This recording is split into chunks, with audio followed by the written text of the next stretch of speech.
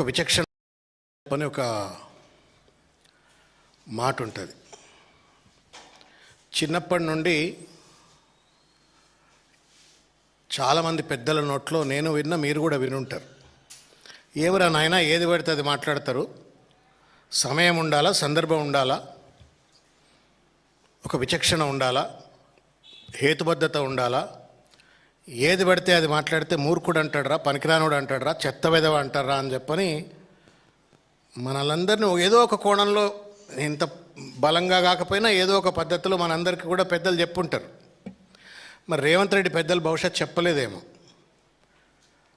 బహుశా రేవంత్ రెడ్డికి విచక్షణ అనే పదానికి అర్థం తెలియదు, సమయము సందర్భం అనేటువంటి ఒక పదాలకు అర్థం తెలియదు. ఎప్పుడు చూసినా ఒకటే తెలుసు, బూతు పంచాంగం తెలుసు, తిట్ల పంచాంగం, తొక్కుడు రాజకీయం, ఈ ముచ్చట్లు తప్ప రేవంత్ రెడ్డి గారికి ఇంకొక విషయం తెలిసినట్టుగా లేదు. విచక్షణ లేని మూర్ఖుడి మాట సమాజాన్ని పాడు చేస్తుంది. విచక్షణ లేనటువంటి ఒక మూర్ఖుడి మాట సమాజాన్ని విధ్వంసం చేస్తుంది. సమయం తెలియని మాట, సందర్భం లేని పాట ఎంత గొప్పదైనా వ్యర్థమే.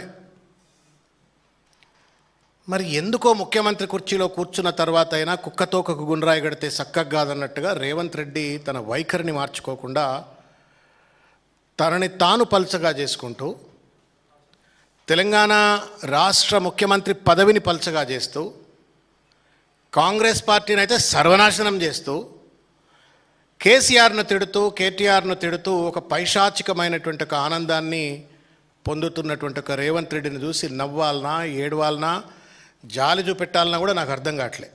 నాకైతే జాలి అనిపిస్తుంది, ఎందుకంటే కోపం పోయిందిగా. I pity Revanth Reddy.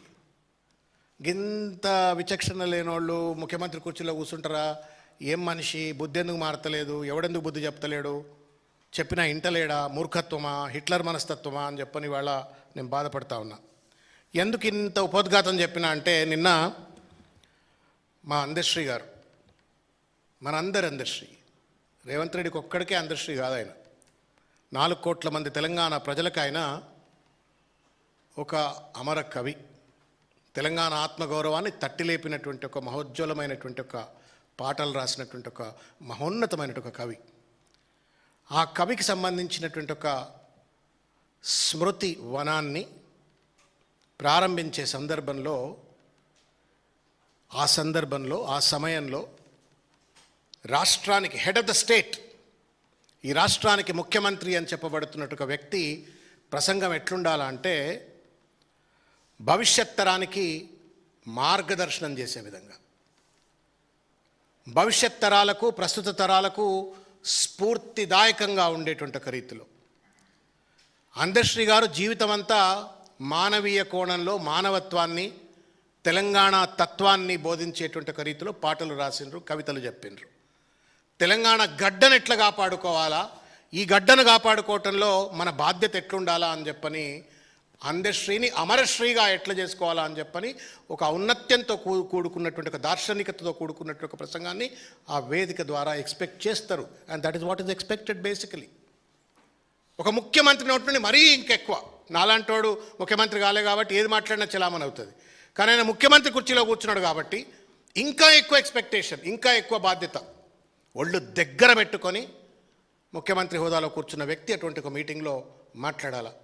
కానీ పెళ్ళికొచ్చి సావుడప్పు కొట్టినట్టుగా రేవంత్ రెడ్డి ఒక మూర్ఖత్వంతో, దురహంకారంతో, శాడిజం మనస్తత్వంతో ఆ వేదికను కూడా కేసీఆర్ గారిని, బీఆర్ఎస్ పార్టీని దూషణకు గురి చేసేందుకోసమే వాడుకోవటం నాకు చాలా బాధ అయింది. నాకు తెలిసి విఘ్నుడైనటువంటి ఒక అందశ్రీ ఆత్మకు, గద్దరన్న ఆత్మకు కూడా బహుశా బాధ కలిగించుంటుంది.